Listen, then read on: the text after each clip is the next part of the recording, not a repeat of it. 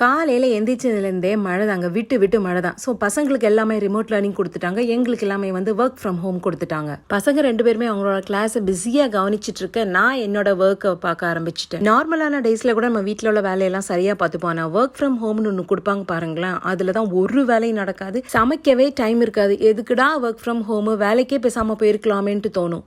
அந்த சமைக்க டைம் இல்லாத தருணம் தான் நீங்கள் இப்போ பார்த்துட்டு இருக்கிறது. நேற்றுக்கு மந்தி ரைஸ் ஆர்டர் பண்ணி வாங்கியிருந்தோம். ஸோ அதில் மிச்சம் இருந்த ரைஸும் ஒரு முட்டையும் ஃப்ரை பண்ணியாச்சு. கடையிலேருந்து ஒரு மோட்டா செட் எனக்கு ரொம்பவே பிடிக்கும். ஸோ இன்றைக்கி மழைனால மீன் குழம்பெல்லாம் வச்சு சாப்பிடணும் மாதிரி இருந்துங்கிறதுக்காக அதை ஒன்று வாங்கியாச்சு.